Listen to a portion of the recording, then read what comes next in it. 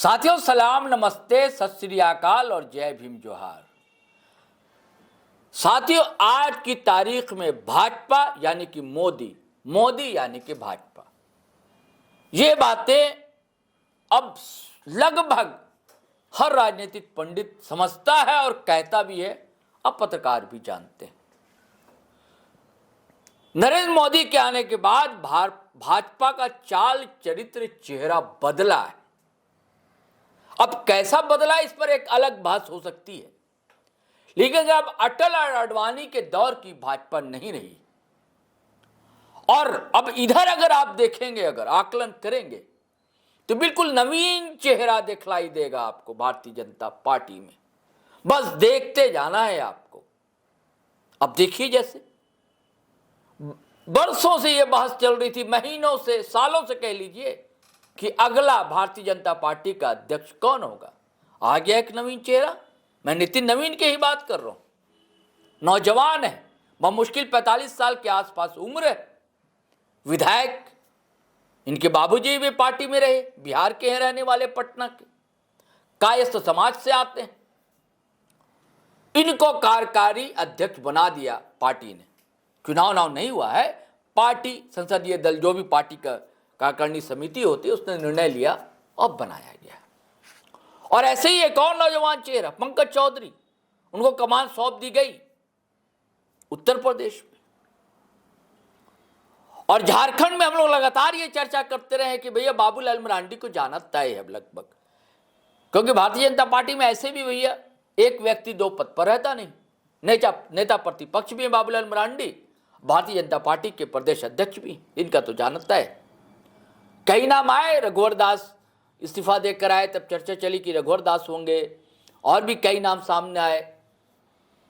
और उसके बाद फिर कार्यकारी अध्यक्ष बनाया गया आदित्य साहू साहब को। लेकिन इससे लगता बात बन नहीं रही, क्योंकि आप देखेंगे झारखंड में मतलब सिर्फ प्रेस कॉन्फ्रेंस होता है भाजपा का। भाजपा जो जिसके लिए जानी जाती थी, कार्यकर्ता संघर्ष से निकले हुए, तब को निकले हुए कार्यकर्ता भारतीय जनता पार्टी के, अब सड़क पर कोई आंदोलन दिखता नहीं है। लेकिन जब से नितिन नवीन के हाथ में कमान सौंपी गई है, यहाँ भी लोगों के अंदर अब ऊर्जा जागृत हो रही है। इधर आपने देखा ना, छात्रवृत्ति को लेकर कैसे सड़क पर उतर आए भाजयुमो के कार्यकर्ता सब, राजधानी रांची की सड़कों पर। तो आप फ्रेम में देख ही रहे, शैलेंद्र जी हमारे साथ है। तो इनसे आप समझेंगे दोस्तों कि क्या यहाँ भी अब नया युवा अध्यक्ष मिलने जा रहा है झारखंड में, और कौन कौन लोग रेस में हैं, इसके कई नाम हैं,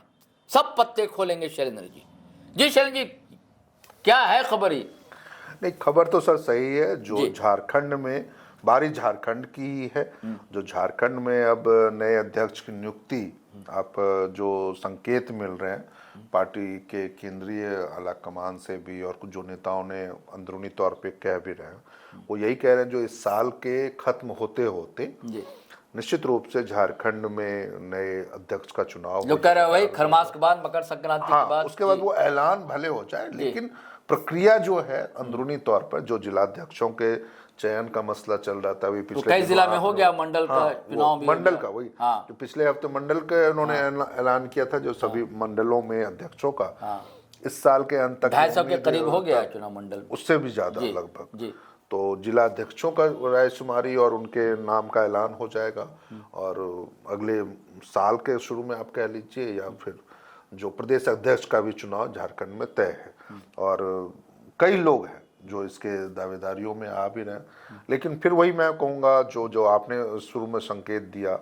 जो दावेदारी जिनकी होती है उनको नहीं मिलता है पद, सबसे पहले वही खारिज हो जाते हैं। तो झारखंड में भी कई लोग दावेदार, मुझे लगता है जो बुजुर्गवार लोग हैं, अब वो हट जाएंगे। ना मधु, ना चंपई सोरेन, इनकी छुट्टी हो जाएगी। मुझे लगता है मार्गदर्शक मंडल में सब जाएंगे, बाबूलाल मरांडी हो या रघुवर दास हो, ये जितने लोग, अर्जुन मुंडा हो, मधु कोड़ा हो, ये सारे लोग, ये तमाम जो हैं, सीपी सिंह हो, ये सब लोगों की वो, या फिर जो पहले भी अध्यक्ष रह चुके जैसे विश्वनाथ पांडे जैसे लोग हैं, तो वैसे उन लोगों को भी अब कोई जिम्मेवारी नए दौर के भाजपा दिनेशानंद में गोस्वामी हैं। दिनेशानंद गोस्वामी, सही बात है। एक और नाम जो गिरिडीह के, क्या नाम उनका, मैं भूल रहा हूँ, जिनको कार्यकारी अध्यक्ष बनाया गया था, रविंद्र राय हैं। हाँ, उनकी भी, या फिर अभी जो कार्यकारी अध्यक्ष बनाया गया आदित्य साहू साहब, आदित्य साहू, कई लोग कह रहे हैं जो उनको जिम्मेवारी दी जा सकती है, क्योंकि भाजपा में ये परंपरा भी कई बार देखा गया। हाँ, जो कार्यकारी जिनको अध्यक्ष पद दिया जाना होता है उसको पहले आप कार्यकारी अध्यक्ष बनाते हैं और बाद में उसको पूर्णकालिक बना देते हैं। लेकिन ये झारखंड के नजरिए से मुझे लगता है जो शायद इस पे ना भी अमल हो पाए, क्योंकि अभी देख लीजिए जो कैसे सिर्फ 1 साल के ही अंदर आपने पहले कार्यकारी अध्यक्ष रविंद्र राय को बनाया था और अचानक उनकी छुट्टी करके आदित्य साहू को आपने बना दिया, और खासकर तब जब ये घाटशिला में उपचुनाव चल रहा था पिछले महीने। नहीं, आपने देखा ना कि जो बनी हुई थी, जिसको कहा जाता है कि मोदी भाजपा, हाँ, ये भाजपा चौंकाने वाले हमेशा से चौंकाने। आपको सोचता था कि नितिन नवीन अध्यक्ष हो जाएंगे? कभी नहीं। मुझे तो लगता है जो शायद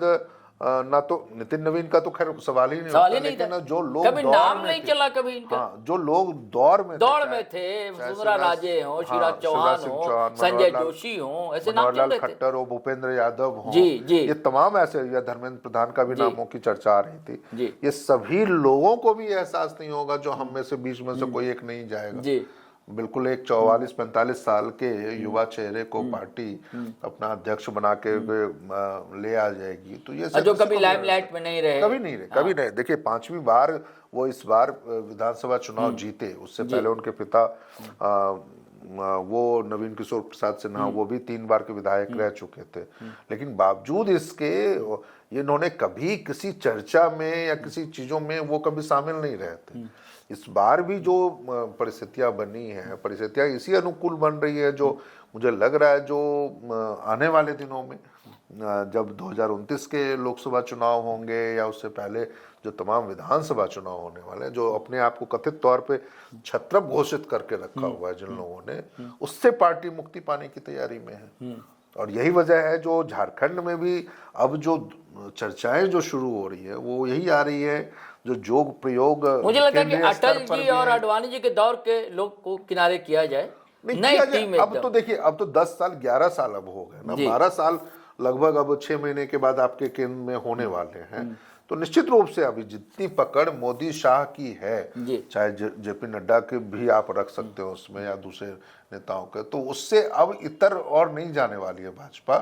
आने वाले दिनों में जितने भी अध्यक्ष का चुनाव होगा, देखिए बंगाल में भी उन्होंने सुकांतु राय को उन्होंने वहां पे अध्यक्ष बनाया, वो भी बिल्कुल नया चेहरा, युवा चेहरा है वहां पर। और अभी अब झारखंड की जब चर्चा आ रही है ना, तो निश्चित रूप से झारखंड में भी 40 से 45, 50 से नीचे उम्र वाले भाजपा नेता जरूर इस पद के लिए दावेदार में, और पार्टी भी ऐसे चाहेगी जो प्रखरता से बात को रख सके, सड़क पर आंदोलन कर सके। सड़क पर देखिए, अभी आपने कहा ना उनकी छात्रवृत्ति को लेकर के चर्चा की, बहुत हैरानी होती है जो जिस मुद्दे को आपने विधानसभा में उठाया, जिस मुद्दे पर सरकार को जवाब देने के लिए आपने बाध्य किया, उसी मुद्दे को आप सड़क पे, कम से कम राजधानी रांची में आप नहीं ला पाए। आपने भाजयुमो के यानी भारतीय जनता युवा मोर्चा के हिस्से छोड़ दिया, क्यों? आपको भी तो उतर जाना चाहिए था। तो निश्चित रूप से जो चीज आप कह रहे थे, जो भाजपा जिसके लिए जानी जाती है, तेवर के लिए, आक्रामक सड़क से सदन तक के संघर्ष के लिए जब आप विपक्ष में होते हैं, या मुद्दों को जमीनी तौर पे उठाने के लिए, आपने नहीं उठाए। पिछले 1 साल में गिनती के एक, मतलब कहते हैं ना, 1 दर्जन कार्यक्रम भी ऐसे नहीं रहे जिसको लेकर के आप कभी सड़क पर ट्वीट कर दिया, ट्वीट कर लिया, प्रेस कॉन्फ्रेंस कर दिया, प्रेस कॉन्फ्रेंस जितना भारतीय जनता पार्टी के नेताओं ने पिछले 1 साल में किया है, उतना तो मुझे लगता है जो कांग्रेस, जेएमएम, आरजेडी और सीपीएम उन लोगों ने मिला के भी नहीं किया होगा जितना इन लोगों ने 1 साल में कर दिया होगा। तो निश्चित रूप से झारखंड में इनकी राजनीति जो है वो मीडिया बाइट्स के नजरिए से हो, चाहे मीडिया कॉन्फ्रेंसेस के नजरिए से, प्रेस कॉन्फ्रेंसेस के नजरिए से भाजपा की जरूर अच्छी रही है। लेकिन अब जरूर नए साल में, जब नए दौर में भारतीय जनता पार्टी को नए नेतृत्व की ओर बढ़ चली है, क्योंकि मुझे याद है जो जब जेपी नड्डा को उनको अध्यक्ष बनाना था तो उस समय उनको पहले कार्यकारी अध्यक्ष बनाया गया था। तो ये भी स्थितियां अनुकूल लग रही हैं, जो पूर्णकालिक अध्यक्ष भी कोई जिम्मेदारी नितिन नवीन को दे दी जाएगी। हाँ, है तो वैसी संभावना। स्थितियों में कम से कम मुझे लगता है जो उनके नेतृत्व में जब यदि भारतीय जनता पार्टी आएगी सामने, तो वैसे ही लोगों को राज्यों में भी जिम्मेदारी दी जाएगी जो नितिन नवीन के साथ तालमेल बैठा सके। यानी जो ऐसा भी नहीं होगा जो उम्र का बहुत लंबा फासला, अनुभव का लंबा फासला जो है वो उनके ऊपर भारी पड़ समवयस्क जाए। हो, है हाँ, ना? तो वैसी स्थिति में मुझे तो लग रहा है जो झारखंड में भी जिन लोगों के भी नाम, कई लोगों के ऐसे हैं जो नाम आ रहे हैं। कौन तो कौन नाम लगते हैं आपको शैलेंद्र जी? वैसे देखिए नाम का तो मुझे तो जैसे मुझे याद आता है भानु प्रताप शाही का नाम। आप बिल्कुल सही कह रहे हैं। देखिए चर्चा में भानु प्रताप शाही है, बहुत मुखर होकर के और प्रमुखता के साथ जितनी भी चीजों पे, खासकर सरकार से जुड़े हुए, मंत्रियों से जुड़े हुए घटनाक्रमों, बयानों या फिर आरोपों पे कथित तौर पर जितनी प्रमुखता से वो बयानबाजी करते हैं, वो बयान देते हैं और मंत्रियों को हो, विधायकों को हो, बाध्य करते हैं उनको उनका जवाब देने के लिए ना। तो मुझे लगता है जो आज की डेट में यदि है तो भारतीय जनता पार्टी जबकि एक और युवा है जो सारठ से मिले रहे थे, नहीं रणधीर सिंह, हाँ, लेकिन बावजूद इसके मुझे लगता है जो एक्टिव से भी ज्यादा जो उनकी बोलने की जो शैली है ना, उसके मुकाबले भानु प्रताप शाही की बहुत अच्छी है। यदि भारतीय जनता पार्टी ने उनको दिया तो मुझे लगता है जो एक नया चेहरा और युवा चेहरा और साथ ही साथ वैसा चेहरा जो मीडिया को भी उतना ही जितना चीज़ें पसंद हैं या फिर उनके तेवर या उनकी चीज़ों को उम्मीद कर सकते हैं, तो उसमें भी वो खड़े उतरेंगे मुद्दों को उठाने में। और प्लस जिसकी चर्चा ज़्यादा हो रही है जो मतलब कि आप जनरल से, क्योंकि आपने नेता प्रतिपक्ष में के रूप में विधानसभा के विधायक दल के नेता के रूप में आपने एक आदिवासी चेहरे को रखा है, तो निश्चित रूप से ये हमेशा से भाजपा का रहा है। जो संगठन में अध्यक्ष का पद वो जो संभालेगा, वो यहाँ पर जैसे पिछले बार हुआ था जब अमर बावरी को नेता प्रतिपक्ष बनाया गया था, तो फिर सदन की कुर्सी, प्रदेश अध्यक्ष की कुर्सी भारतीय जनता पार्टी ने बाबूलाल मरांडी को सौंप दी थी। तो अब जब बाबूलाल मरांडी के पास सदन में विधायक दल के नेता का पद है उनके पास, तो निश्चित रूप से संगठन के प्रदेश हो सकता है ओबीसी चेहरा की तलाश में पार्टी। हाँ बिल्कुल, ओबीसी उसमें कौन कौन चेहरा हो सकते हैं? देखिए ओबीसी क्या ये हो सकते हैं जो जमशेदपुर से सांसद हैं, विद्युत वरण में, तो लेकिन नहीं उसमें उम्र है, हाँ उम्र का भी एक आएगा। दूसरा जो उनकी जो मौजूदगी है, जिसको कहते हैं ना, जो सशक्त नहीं है, हाँ वो चीज, हाँ वो चीजें नहीं है। तो इस नजरिए से मुझे उतने ज्यादा वो नहीं लगता। हाँ या ओबीसी में नीरा यादव भी हो सकती हैं महिला के रूप में, लेकिन मुझे लगता है जो ओबीसी से भी आती है। दूसरा, लेकिन जो हेमंत सोरेन के मुकाबले वाली जो स्थिति में आ रही है ना, जो आपको मुकाबला भी तो ये देखना होगा ना किसके साथ आपको करना, आपके प्रदेश अध्यक्ष को किसके, तो वैसी स्थिति में शायद नीरा यादव पिछड़ जाए, क्योंकि महिला होने के नाते भी और जो चीजें, लेकिन जुझारूपन है उनमें, जुझारूपन बिल्कुल है आप में, लेकिन बावजूद इसके जिस तरह से वो कोडरमा से आती हैं और उन चीजों में, तो शायद वो वैसे वोकल ना हो पाए हेमंत सोरेन के मुकाबले। एक जो चेहरा मैं नाम लेने की कोशिश कर रहा था वो चतरा के सांसद है कालीचरण साहू। अच्छा, हाँ वो भी ठीक नाम, वो ओबीसी से भी आते हैं और आरएसएस से जुड़े हुए हैं, लंबे समय से उनके बैकग्राउंड अच्छा है और युवा भी हैं, बहुत ज्यादा उम्र भी, हालांकि इतने भी युवा नहीं है, लेकिन बावजूद इसके जिस तरह से संगठन की पकड़ उनकी है या जो उनकी नेतृत्व क्षमता है अपनी चीजों में, क्योंकि देखिए इस बार भी जब पिछले साल लोकसभा चुनाव हो रहे थे तो कई लोगों ने ये कहा था जो शायद ये भाजपा का प्रयोग गलत साबित हो जाए, वो क्योंकि कभी ये मिले नहीं हैं, पहली बार चुनाव लड़ रहे हैं, तो वो भाजपा कहीं वो सीट लूज कर जाए। लेकिन जिस तरह से उन्होंने चुनाव लड़ा, जीता और संगठन को बनाए रखा, तो उससे ये लग गया जो आने वाले दिनों में उनको कोई ना कोई एक बड़ी जिम्मेदारी मिल सकती है। तो हो सकता है जिस तरीके से जैसे नितिन नवीन को उनके आरएसएस बैकग्राउंड के नज़रिए से, युवा के बैकग्राउंड के नज़रिए से, बाकी जो उभरते हुए मतलब कि आप जो बीजेपी के नेतृत्व के नज़रिए से आप चीज़ों को देखते हैं, तो वैसी स्थिति में कालीचरण साहू एक बड़े दावेदार हो सकते हैं जो झारखंड में, और नहीं तो फिर आप भानु प्रताप शाही को रख सकते हैं, जो भानु प्रताप शाही को भी पार्टी ये जिम्मेदारी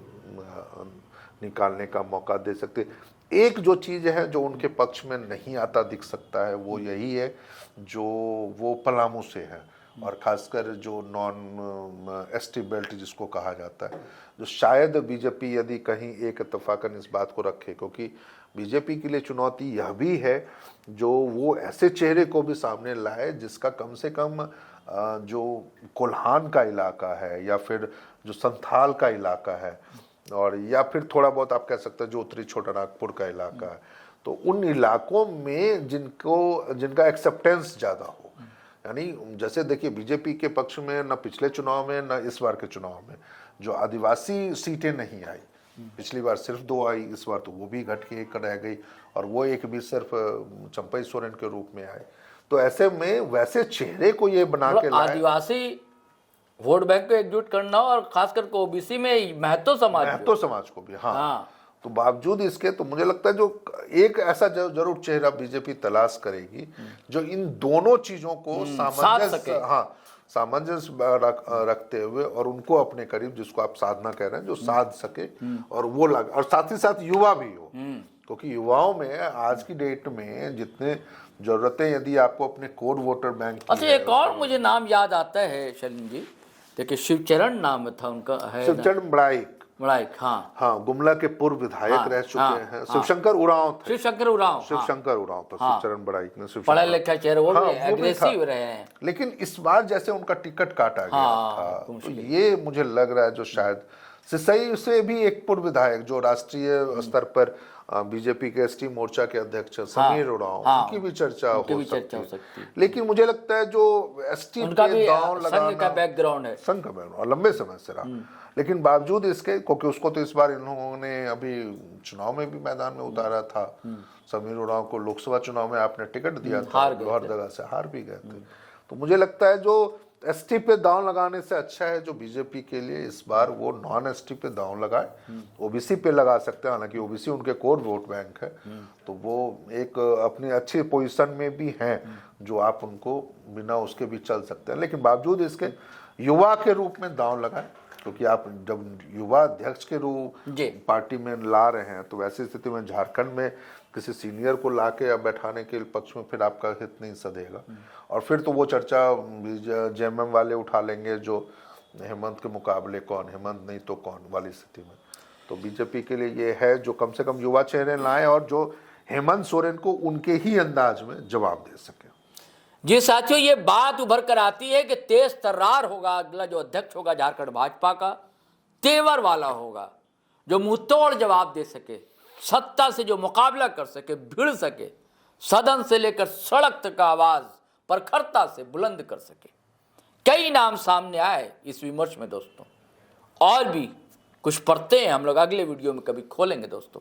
लेकिन अब आज्ञा दीजिए, इजाजत दीजिए, लेकिन आपसे गुजारिश है अगर आप पहली बार आए हैं चैनल पर सब्सक्राइब कर लीजिए, ज्वाइन तो करते नहीं है, और वीडियो हमेशा की तरह दनादन शेयर कीजिए, दबाकर लाइक कीजिए, कमेंट कीजिए। आज्ञा दीजिए हम दोनों को, इजाजत दीजिए। जय हिंद, जय भारत।